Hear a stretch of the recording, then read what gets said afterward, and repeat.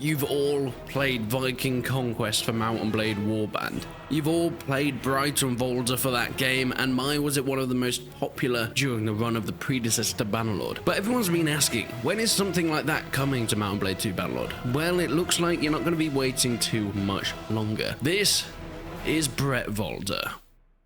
Bretwalda, of course, is a Bannerlord total conversion mod that is currently in development right now. Have you ever wanted to live in the age of Danes or Vikings for some plebs? Have you ever wanted to take on the English kings and stop their kingdoms from expanding and maybe even settle somewhere on your own? Well, Bretwalda is going to be bringing that, and today I have got some incredible exclusive new gameplay to show you guys. It has ship battles, it has coastal landing, it has some awesome mercenaries, siege battles, everything that you can expect from a total conversion for Bannerlord. Full new overhauled factions with the Saxons, Vikings, and everything else you could ever want. But alas, I know most of you are probably watching this for the naval gameplay, so let's start with that. One of the main selling points of this mod that's coming to the game is featuring naval combat, fully functional ship versus ship fighting. This is something that has been an interesting evolution in the Mount and Blade franchise. You see, in Warband, of course, we had the Bretwalda mod, and then it came to the Viking Conquest full standalone DLC. These added in ship-to-ship combat. It looks like we're going in the same way with Bannerlord. Bretwalda is hoping to bring the immersion of fighting on the open seas. There will also be the ability to purchase and sell ships throughout your campaign, giving you an upgrade tree in a different area that we haven't really experienced in native Bannerlord. Boats will have different traits. These can be stuff like their speed or the effectiveness in combat. But what boats can you get? Well, of course, you start off for any party with a rowboat. This is for small parties that you'll have at the beginning of the game. They're great for moving around the waters, as we'll get into a little bit later. However, they are limited only to the rivers. They're not quite sturdy enough to get out into those open oceans, so you're going to have to upgrade your boats for something like that. Next, we have the Barge. This is a boat for medium parties and once again limited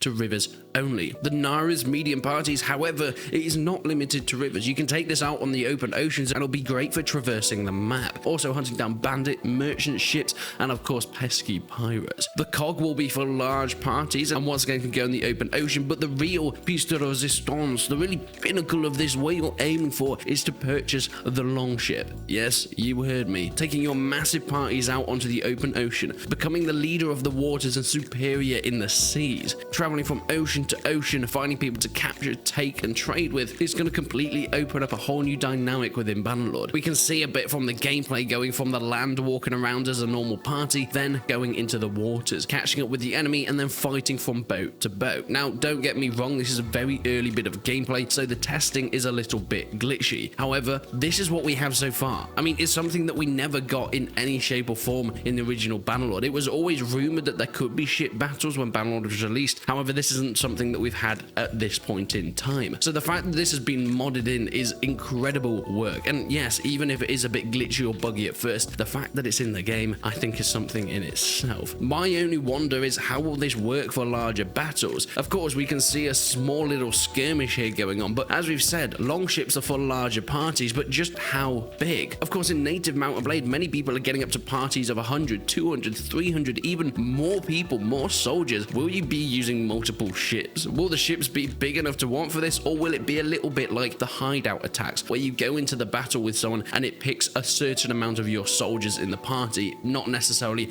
every single soldier you have on that ship at once? It's going to be interesting to see how that's developed over time. But not only is there ship-to-ship combat, but maybe you want to attack a coastal village or area. Yes, you can take those ships from the open oceans and take them into coastal raids. We can see an awesome beach landing video, and I'm actually going to stop talking here and give you a few minutes just to check out this coastal invasion gameplay.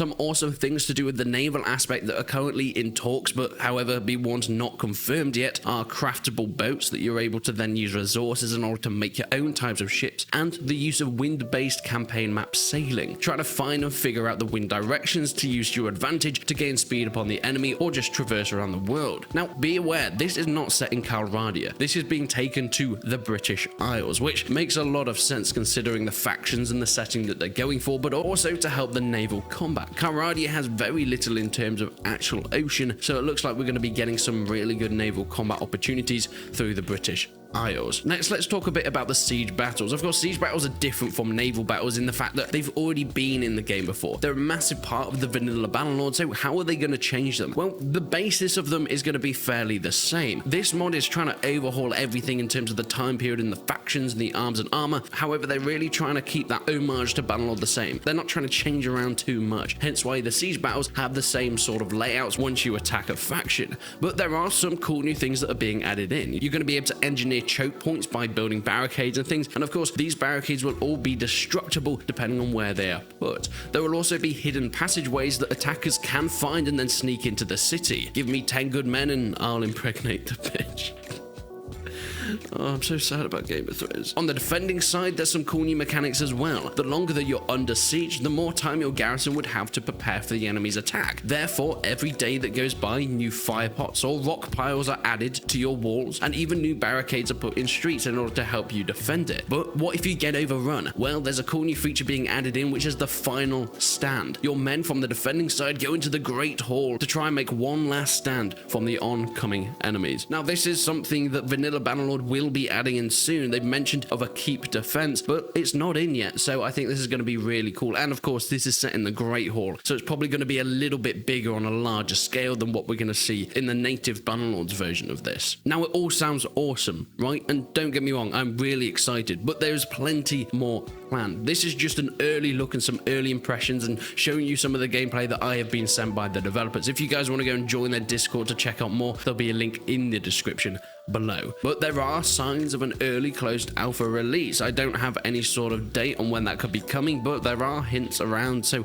maybe I would love to bring you guys some more gameplay that I'm actually playing at some point. Some of the cool additional features that are being planned are, of course, custom maps and scenes to completely change the way the game looks in the battles. Once again, as you can expect, full reworked arms and armor, a completely custom soundtrack, and of course themes. And one of the coolest things, eventually upon release, there are hopes for a fully scripted story. These will include events that you can come across throughout your gameplay and decide whether you want to participate or not. Or, of course, since it's Mount and Blade, you can just go off on your merry way and be the sandbox connoisseur that you've always wanted to. But let me know down in the comments, what are your thoughts on this mod? Are you excited for it? I think one of my main things that I'm looking forward to are the naval battles, but of course then the coastal beach landings. Things that we've seen in TV shows like Vikings will be awesome to try and recreate in this setting. But let me know down below and leave a like on the video if you enjoyed it. Leave a dislike if you didn't, but until then, I will see you in the next one.